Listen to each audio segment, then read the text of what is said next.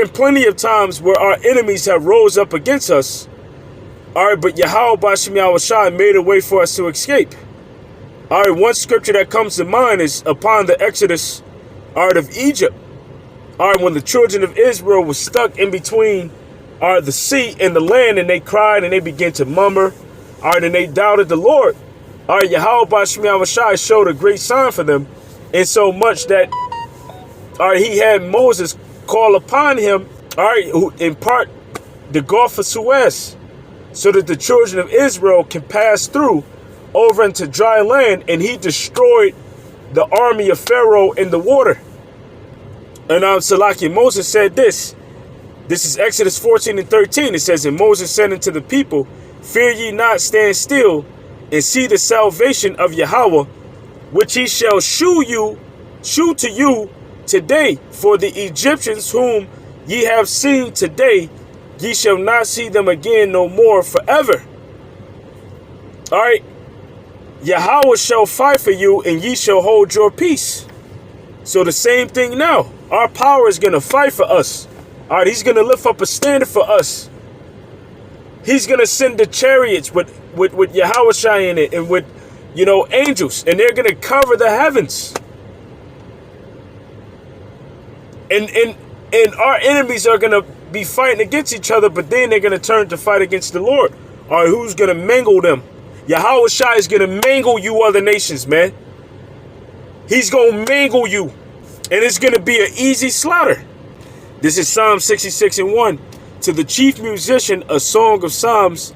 Make a joyful noise unto Yahweh, all ye lands. Sing forth honor to his name. Make his praise glorious. Say unto Yahweh, how terrible art thou in thy works. Through the greatness of thy power shall thy enemies submit themselves unto thee. So when Yahweh, through his son Yahushua, comes and does terrible things into these people, that's what's going to make these nations submit themselves. All the earth shall worship thee, and shall sing unto thee, and shall sing to thy name, Salah. Because these nations are going to be afraid for what Yahweh Bashim Yahushua is about to do unto them. So even in the kingdom of heaven, these nations are going to worship and serve Yahweh Bashim Yahushua, not their idols. Because Yahweh is going to make it known that all of these other idols are not gods. Come and see the works of Yahweh. He is terrible in his doing towards the children of men. So our power is about to do terrible things into these other nations. All right, through his son Yahushua. Now reading on, it says, tomorrow, this is back in 2 Chronicles 20:20, tomorrow ye shall go down against them. Behold, they come up by the cliff of Ziz, and ye shall find them at the end of the brook before the wilderness of Jeruel. Ye shall not need to fight in this battle. Set yourselves, stand ye still, see the salvation of Yahweh with you, O Judah and Jerusalem. And in this time, O Judah and Israel, fear not nor be dismayed. Tomorrow go out against them, for Yahweh will be with you. And Jehoshaphat bowed his head and his face to the ground, and all Judah and the inhabitants of Jerusalem fell before Yahweh, worshiping Yahweh. And the Levites of the children of the Kohathites and of the children of the Korhites stood up to praise Yahweh, power of Israel, with a loud voice on high. And they rose early in the morning and went forth into the wilderness of Tekoa. And as they went forth, Jehoshaphat stood and said, hear me, O Judah, and ye inhabitants of Jerusalem. Believe in Yahweh your power, and so shall ye be established. Believe his prophets, so shall ye prosper. And when he had consulted with the people, he appointed singers unto Yahweh, and that should praise the beauty of his holiness, of holiness, Salakia. And they went out before the army, and to say, praise our Yahweh, for his mercy endureth forever.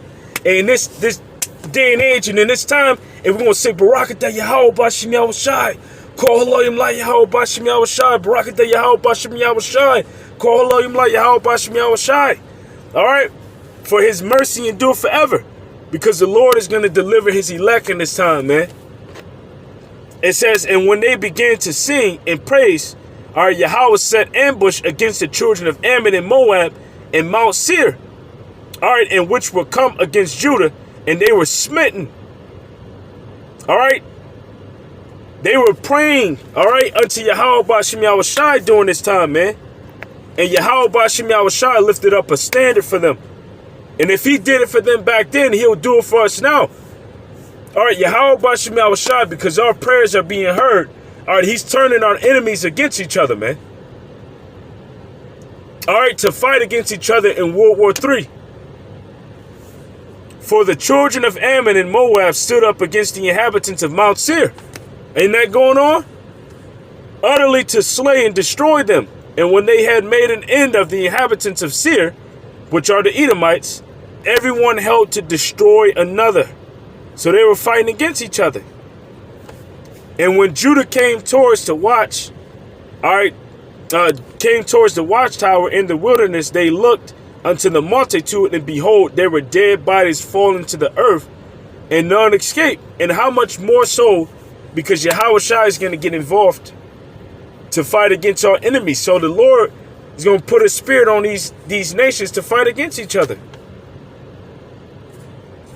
All right, the angels are going to work on their minds. Revelation, the 7th chapter, in verse 1, it says, and after these things I saw 4 angels standing on the 4 corners of the earth, holding the 4 winds of the earth, that the wind shall not blow on the earth, nor on the sea, nor on the trees. And I saw another angel ascending from the east, having the seal of the living power, and he cried with a loud voice to the angels to whom it was given to hurt the earth and the sea. All right. It's saying, hurt not the earth, neither the sea nor the trees, till we have sealed are the servants of our power in their foreheads. Because World War III is going to be fought with what? It's going to be fought with thermonuclear missiles. Jeremiah 51:1. Because this is what the wind is talking about. It's talking about nuclear destruction. Thus saith Yahweh, behold, I will rise up against Babylon and against them that dwell in the midst of them, that rise up against me, a destroying wind. And I will send unto Babylon fanners that shall fan her and shall empty her land. For in the day of trouble they shall be against her round about. So those fanners that are fanning that destroying wind is speaking about these other nations that have the thermonuclear technology. So the angels for a appointed time were being kept back from working on their minds, until the servants of the Lord were sealed in their foreheads. And then after that, guess what has to happen? The mark of the beast has to be established, and then that's when thermonuclear destruction comes. Because when these nations fight against each other in World War III, that's how World War III is going to be fought. But all of these nations are going to be gathered into the valley of Yehoshaphat. All right, they're going to be gathered together in Harmageddon. All right, the mountain of troops. And they're going to fight against each other there. And then they're going to shoot their missiles. But before they shoot their missiles, Yahushua is going to get involved, and he's going to kill and slay a lot of them. And then Yahushua is going to come and hurry up and gather the elect before those missiles hit, before they touch down. So there's going to be dead bodies all over the place, over within that region.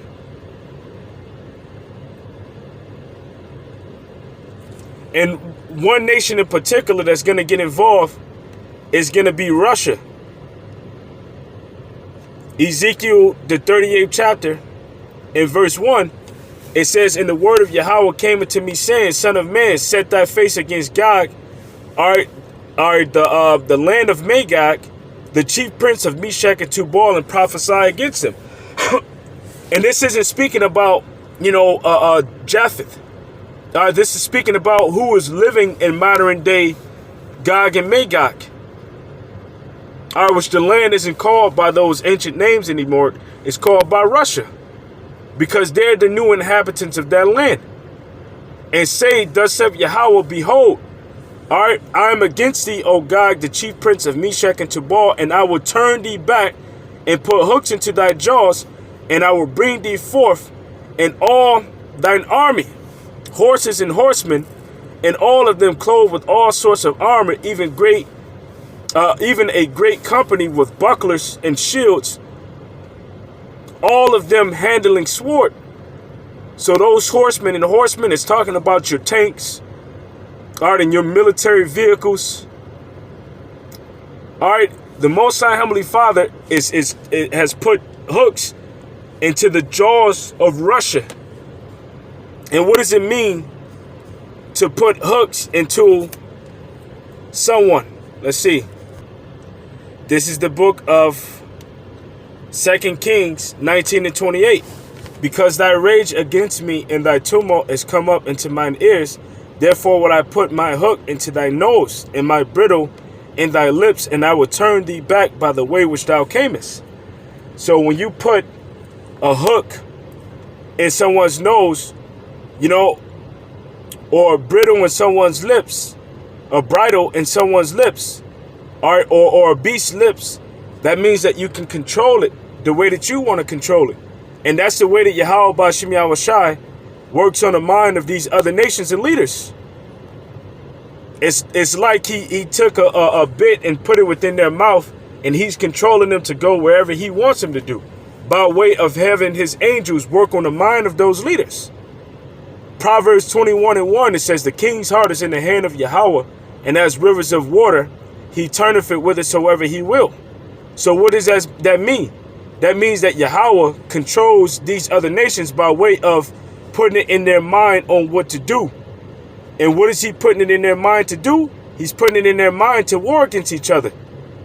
All right, ultimately by having this nation, all right, which is America, which is spiritually known as Babylon, all right, stir up all of these other nations to draw them into that third world war. So he's going to have our enemies fight against each other. Revelation 20 and 7. And when 1,000 years are expired, Satan shall be loosed out of his prison. All right, Satan is Esau, Edom. And that prison that they were bound to was Europe, which is the bottomless pit.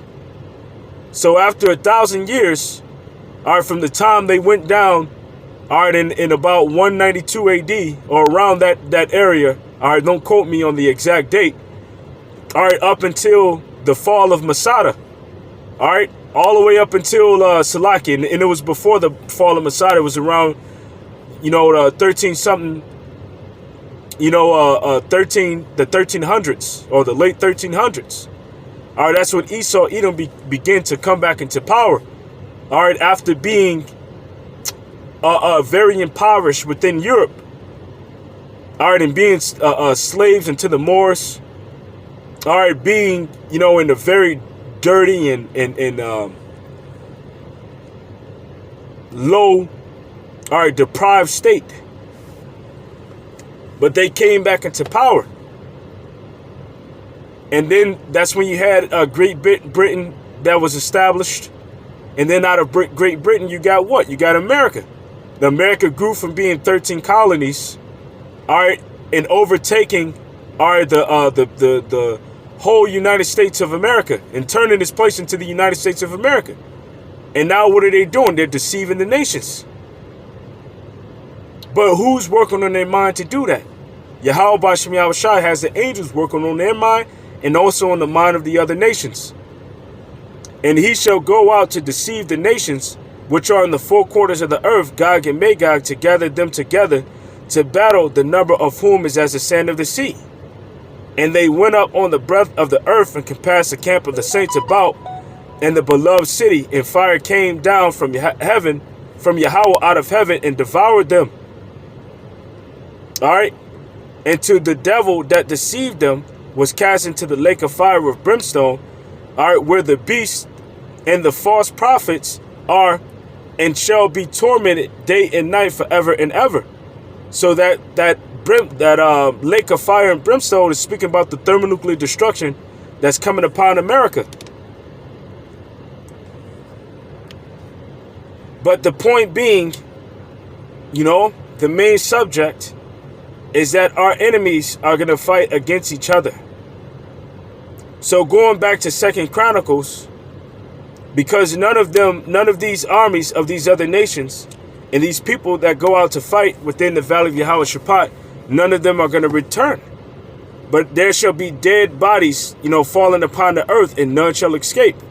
Verse 25, it says, and when Yehoshaphat, which is Jehoshaphat, and his people came to take away the spoil of them, they found among them in the abundance riches and dead bodies, with the dead bodies and precious jewels, which they stripped off for themselves, more than they could carry away.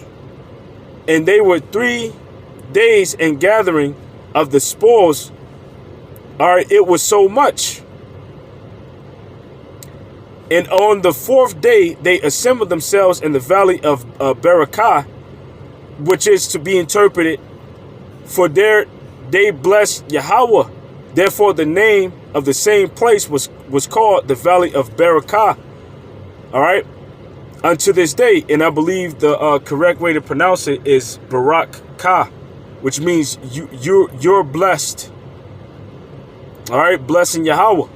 It says, then they returned every man of Judah and Jerusalem, and Jehoshaphat in the forefront of them, to go again to Jerusalem with joy, for Yahweh had made them to rejoice over their enemies. And they came to Jerusalem with psalteries and harps and trumpets, unto the house of Yahweh. And the fear of Yahweh was on all the kingdoms of those countries, when they had heard that Yahweh fought against the enemies of Israel. So this is just a glimpse, going back and reading about some history, in the days of Judah. This is just a glimpse of what Yahweh Bashim Yahushai is about to do right here within this future event of World War III. He's going to make our enemies fight against each other. And we're going to watch and behold them tear each other apart. And even, on a national level, within this country known as Babylon, there's going to be civil wars fought within this place. And guess what? Our enemies are going to fight against each other. The right and the left is fighting against each other. But on a global level, all of our enemies around the world are going to fight against each other. The book of Joel, in verse 2, it says, I will also gather all nations and will bring them down into the valley of Yehoshaphat, and will plead with them there for my people and for my heritage Israel, whom they have scattered among the nations and parted my land. So the Lord is getting ready to jack these other nations up, man. One last scripture, the book of Zephaniah 3:8, which reads, it says, therefore wait ye upon me, saith Yahweh, until the day that I rise up unto the prey. For my determination is to gather the nations, that I may assemble the kingdoms, to pour upon them my indignation, even my fierce anger, for all the earth shall be devoured with the fire of my jealousy. Because after these nations take it up to fight against each other, Yahweh Bashim Yahushai is going to have it to where, they do a lot of destroying of each other, but Yahushai is going to come and he's going to assemble and pour out upon these nations the indignation of Yahweh. So with that, I truly hope that this lesson was edifying. Until the next time, a shalom. We almost out this bitch. A shalom.